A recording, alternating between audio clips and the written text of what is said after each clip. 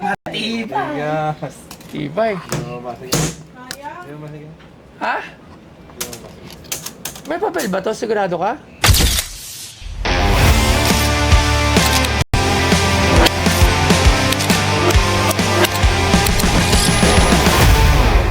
Hoy! Mapapunta na, bista-bisto. Dalawa pala mic ko, gago.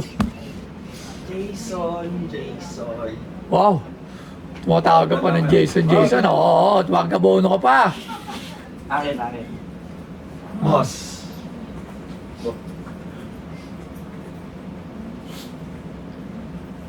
Eisenberg Steve.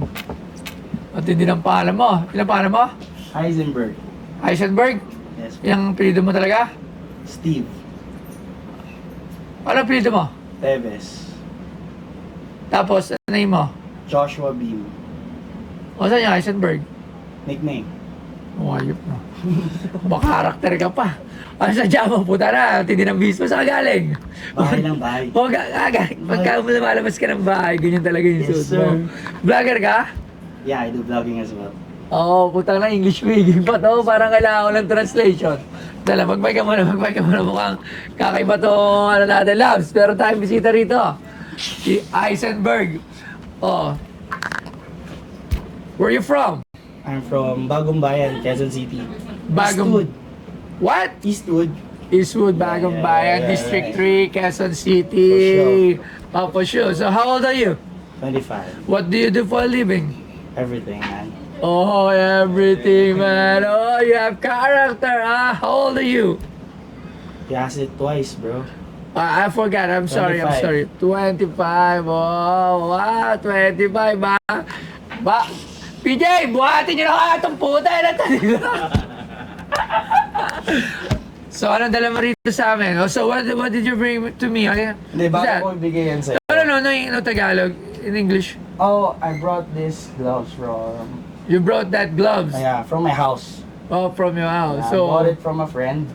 you bought it from a friend? Yeah. Oh, you bought it. Oh, you bought it, huh? Mm. How much? Let's just say that I bought the gloves for like a price of a motorcycle, bro. Oh, price of motorcycle. Okay. So let me see that. Can you bring it up in here? For sure. Put it up in here. Okay. Ready. Okay. Okay. So this is a gloves.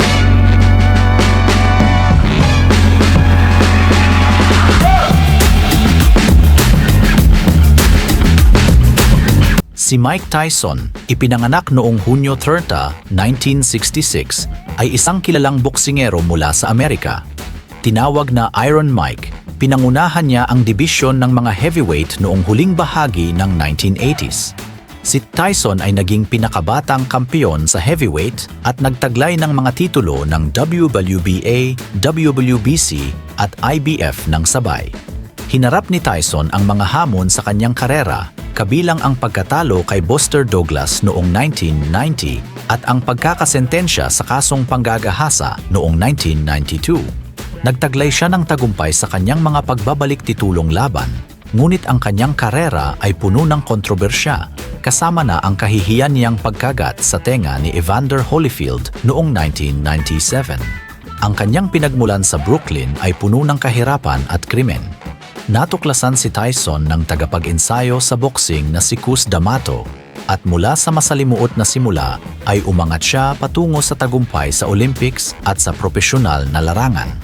Kahit na nagretiro na siya noong 2005, patuloy pa ring nakaaakit si Tyson sa mundo ng boxing na may schedule na pagbabalik sa ring noong 2024. At ang binebenta sa Pinoy Pawn Stars ay ang gloves na may pirma ni Mike Tyson. From Mike Tyson. Am I right? Worn gloves. Worn gloves. The first ever upset in Mike Tyson's boxing history. Buster Douglas. Yeah. What round? What round did Buster Douglas knock out Round Mike 10, Tyson? brother. Round 10. Round 8, Buster Douglas got knocked out, but he got saved by the fucking bell. Then, Ayun. what's ano yun? I can understand what's ano yun. He went back stronger. So, we went back stronger. Then, what happened? And Mike Tyson got exhausted afterwards. Bang. Oh, he get knocked out Yep. by Buster Douglas. For sure. So is this, do you have any proof of legitimacy for That this? is the proof of the legitimacy. No, it has, it had a certificate of authenticity. That it is a game-worn gloves. Yeah. Because it seems, I don't know if it's really worn gloves, because, you know why? It has this, what you call that? The hologram. The hologram that it's a product that it can be it can be, put up in the shops. All right. Yeah. So. So, I'm really, I doubt if it's a game-worn glove, so let me put everyone this. has doubts. Let me, no. Let me put this. Do you want me to break it, man? No. So, I'll just, Basagin na lang natin kasi yung gloves lang naman yung malaga. This one's for the aesthetics purposes, man. okay. 34 years old gloves. Dated February 11, 1990.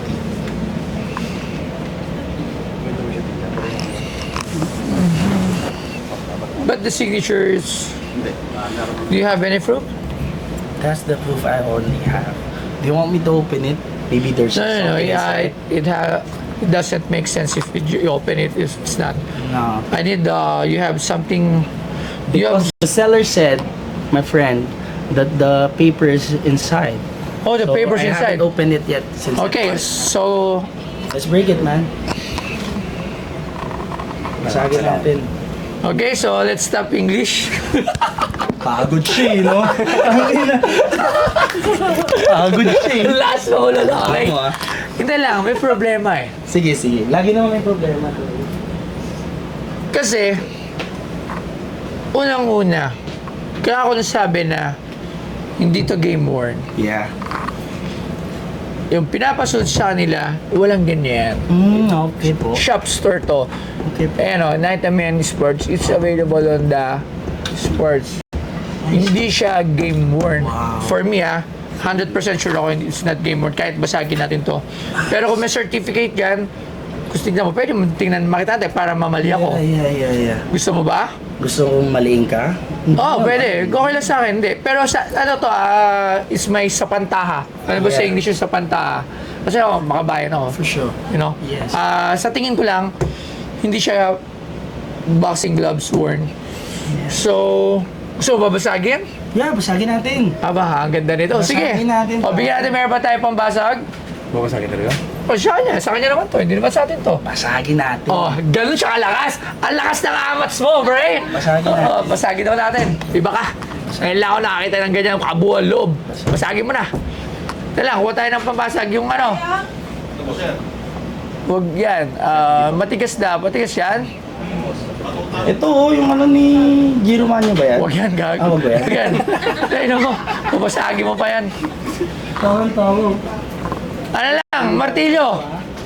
Nalala mo? Biyaw? Huwag mo kami pag may relasyon na kayo ni Claire. Hindi, nag-uusap pa lang. Nag-iusap pala. Pero libre naman yan. Libre yan. Pwede mo na iuwi yan. Pagtapos.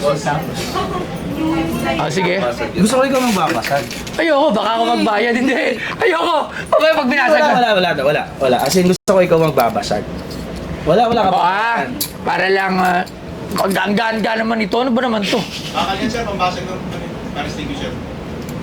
Okay. So, para lang malinaw. Yeah. Eto, wala akong babayaran dito, ha? I give permission to Jason Bostoy Luzadas to break this fucking glass and open up. Wala akong babayaran, ha? Wala pare. Matibay. Yes. Tibay. Babasagin. Hindi mo babasagin. Ha? May papel ba to? Sigurado ka? Basagin mo para malaman natin. Martilyo. Malaman. Magaan to. Hindi to pwede. Kasi I did my part on due diligence on research. Okay. Wala talaga sa market, brother. As in, kahit sa mga Yes. friends ko sa Europe, Wala daw talaga. Oo. Kasi gusto ko siya makita kasi kung game worn or not Or punitin na lang natin yung likod. sige. Oo, para mas mura. Kasi mahal din yung salamin. So, dito na lang tayo kumuha. Yan na, tignan natin. Ito. Sige. Talagang sayang yung Sa akin na natin yun, boss. Ano?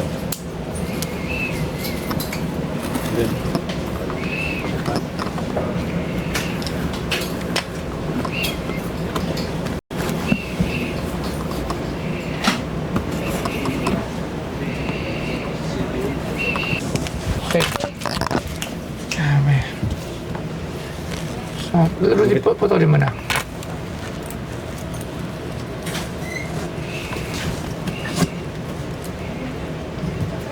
Pwede ba mag-iossi dito?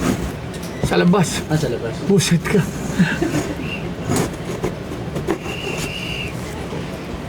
Okay. Okay. Tatanggalin na muna lang. What? Sige. Para medyo. Sige. Okay. Ayaw magpabasa din. Hindi, sayang. Ayan. So, ito na yung sinasabi ko. It's a brand new gloves. It's a brand new gloves. Yeah, I told you. This is brand new gloves na napirmahan ni Mike Tyson. Yeah. So, how much is the signature of Mike Tyson in significant? This is not after the event eh. Bakit may date ng... Ito yung yung araw mismo ng laban. Yeah. So, na-sense siguro na pirmahan niya to nung nandun siya. Siguro may access siya. Meron siya dalang gloves, brand new gloves na may pirmahan ni Mike Tyson. Opo. Okay, so, ayun, makita mo. Sabi ko na kasi, yung mga gloves na ginagamit sa boxing, sa fight mismo, wala na yan. Kasi ito, symbolize siya na, sa tindahan. Kaya yun yung una ko tinignan. Okay, so, base sa pag-aaral ko to, yun, nakita na nga na, ayun, may hang tag pa. Oh my. May angkad na. So, Okay. ibig sabihin, hindi siya game worn. Hindi siya game worn. It's a boxing gloves na napirmahan. So, sa Alibaba, marami dyan signature ni Mike Tyson. Tignan natin kung magkano. Rudy, search mo magkano ang alright. So, mga 11,000, 7,000. Oh, nice. So, yun yung mga price niya. Alright. O, yan. So, yun. Ganun yung mga price niya. 7,000, Yeah. 8,000. So, yun. Katulad yan. Same. Madami yan. May 11,000. So, at least, nalaman natin na this is not a gloves worn ni Mike Tyson. Kasi kung worn niya to, talagang mahal yun. Pwede pa i-auction sa US kasi alam mo naman, sobrang sikat ni Mike Tyson. Actually, boss, I have a buyer nga nito sa Rome. So, wala pa kami, hindi pa siya nag-earnest money. So, it's a friend of a friend. Connection siya doon sa Rome. So, bibili niya yan sa akin for 7.2 million pesos. Wow! So, ang ginawa ko, so sabi ko, kasi nag-chat na ako sa'yo before eh.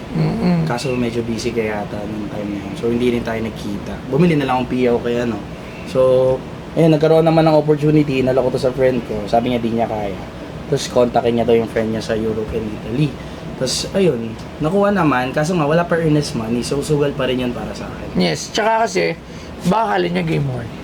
No, wala naman. Sinabi, ang pagkaka-describe lang sa kanya is signed gloves of Buster Douglas and Mike Tyson during the fight back in February 11, 1990. This is signature of Buster Yeah, si Douglas. Buster. Kaya parehong kanan. Alright. Parehong kanan. Okay. So, ano pala to?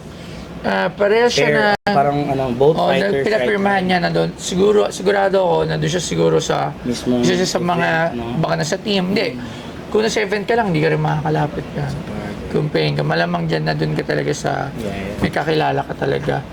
Bakit na pala siya may Buster Douglas? Alright. Kasi nakita ko before may Mike Tyson ka dyan, di ba? Na-sign. Dito ako sa side. Meron ba? Meron. Meron. Nakita ko dyan. Certificate po. Ayan o. Oh, yan. Ayan, nakita mo ito. It's the same thing, right? Ayan si Sai kasi. Basta may Okay, mga... Loy, sa'yo. Ito sa akin may PSA pa. So, meron siyang authentic na. Can I see? Yan. Okay, ito yun. Okay, oo. So, certificate na signed. So, pero di pa rin siya ganun kamahal kasi nga, ang binabayaran mo lang dyan is the signature. Yeah. Not the actual Oh, hindi thing. yung glove. Oo, kasi, pero kung ito is game worn, pero maganda rito, you have Buster Douglas. Oh, yun nga eh. Magkatabi, tsaka Mike Tyson. Tsaka yung story niyan, di ba namatay yung nanay ni Douglas 1 month before the fight. Hindi, actually, isa sa pinakamagandang story ng laban ni Mike Tyson yan, si Buster Douglas. Wala naman makapagsabi na matatalo ni Douglas si Mike Tyson nung laban na yan. Jordan Kumbaga, siya nun oo. So, ibebenta mo ba? Kasi ako, boss, I really live life without numbers. So, sa akin wala talaga presyo. Ikaw bahala. Kung bibiling ko to, siguro max ako dito kasi Mike Tyson marami talaga to eh. Marami nabibili to sa Amazon. Ito si Douglas. Mas magkatabi sila. Oo. Yeah, yeah. And isa pa, wala rin tayong certificate na pirma to ni Douglas. Yeah, yun pa isang yun yung problem. sense of mystery. Yes. If it's real or not, the fact na nandito yan ngayon sa shop mo. Siguro pwede ko to papa-PSA to confirm if it's Buster Douglas Yeah, signature. I can ask my contacts din. Pero kung ako bibilid ko to without those, Yeah. siguro at max 25,000. 25,000. That's the max that I can give you. Kasi papa-PSA ko pa to. Si Mike Tyson. 150K. No.